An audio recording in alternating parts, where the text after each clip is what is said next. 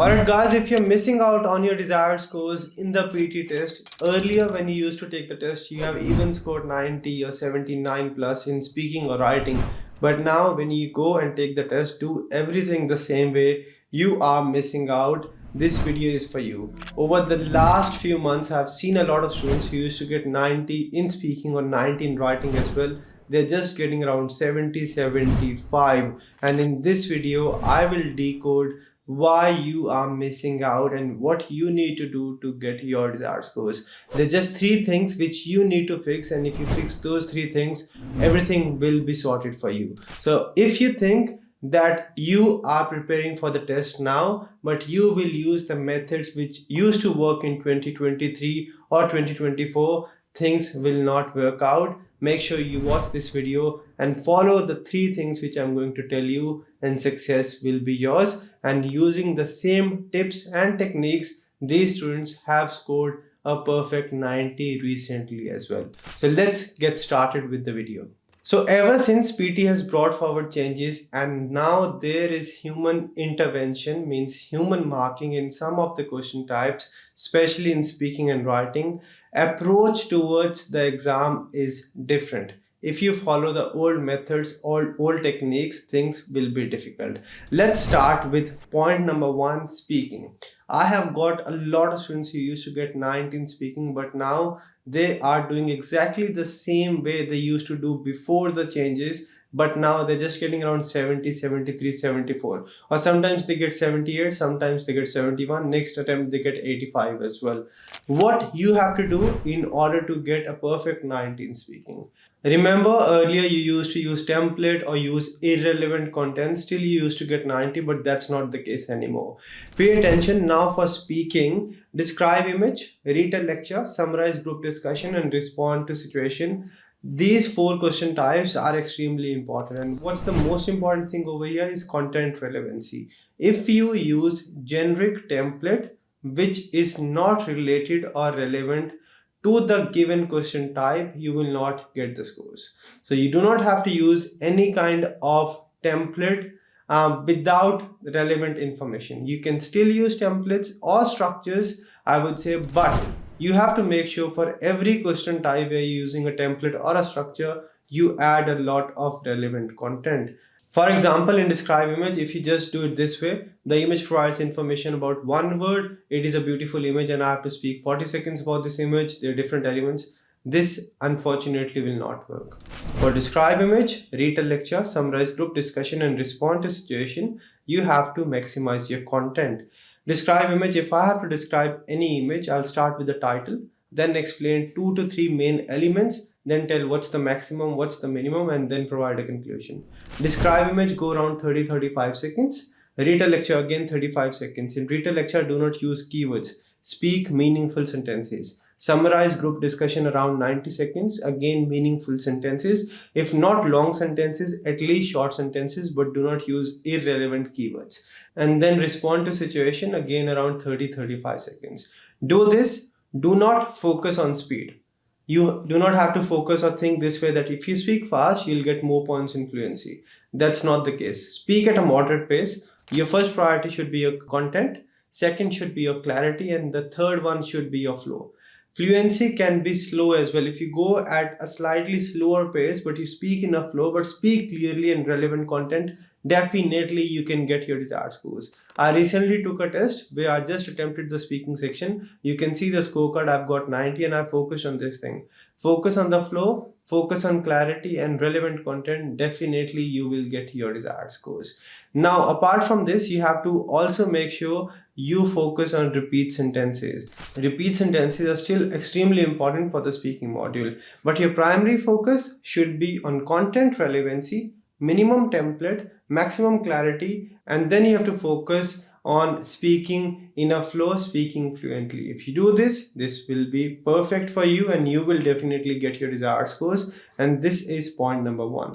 And now point number two is you do not understand the task priority or importance of each and every question type.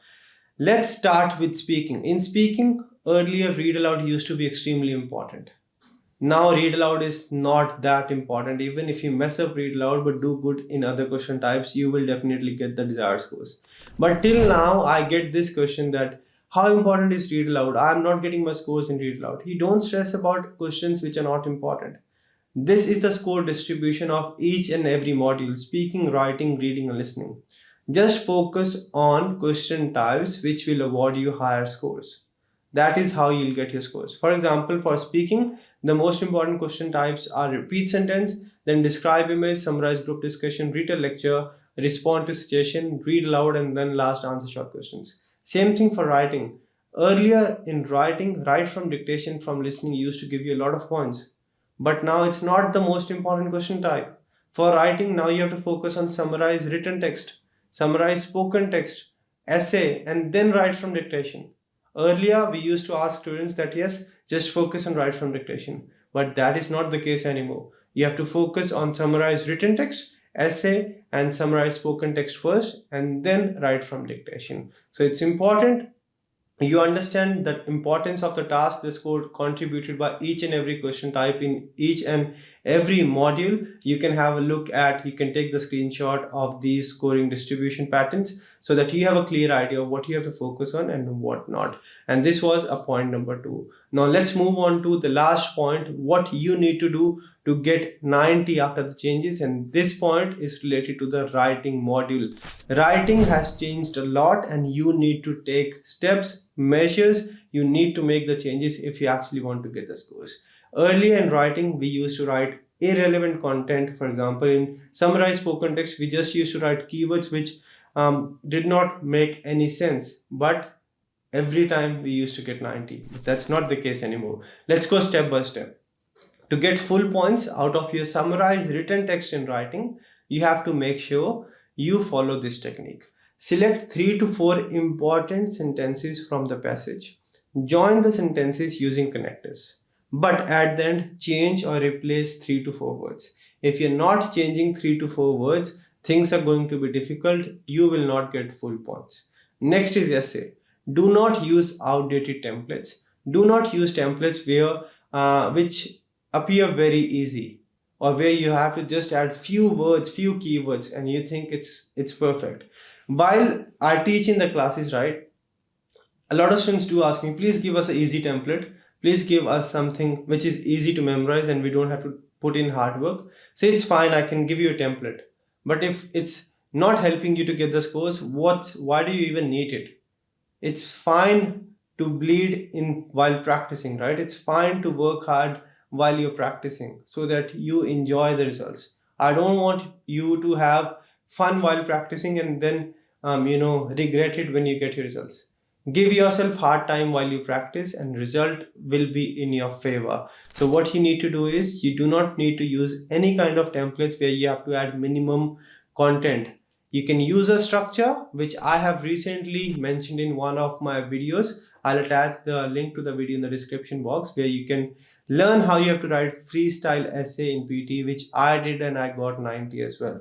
So what you need to do, 4 paragraphs. First you have to introduce around 3 sentences, then body paragraph 1 where you talk one side of the argument, body paragraph 2 second side of the argument, and then conclusion. Now you need to make sure in introduction and the body paragraph you actually address the topic. If you do not address the topic, you are not going to get the scores.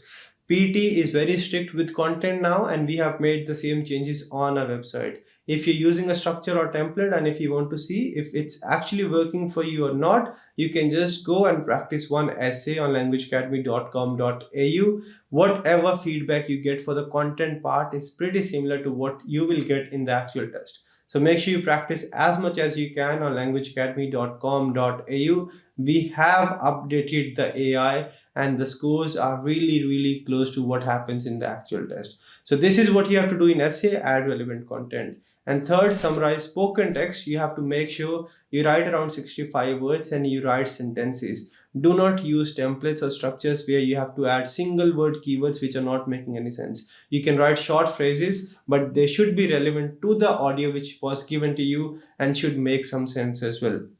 Write around 4 to 5 sentences, 65 words. Introduction, 2 to 3 body sentences or main sentences and then a conclusion. If you do so, 100% you will be fine. And that is all you need to do to get your desired scores. Even after the changes or whatever happens in the PT test, you will definitely get your desired scores if you follow this.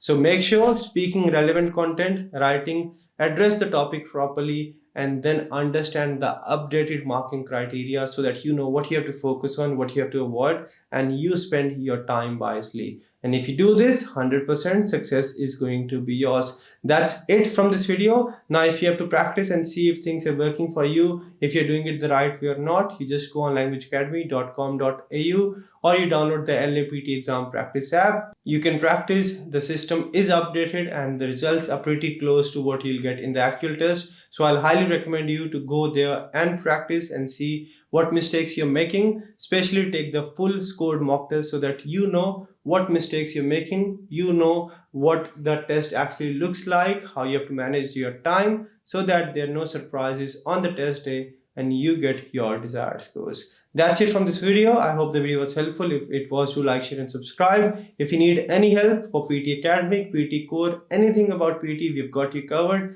Just send us a message, give us a call. Our team will be with you and we will give 100% to help you out.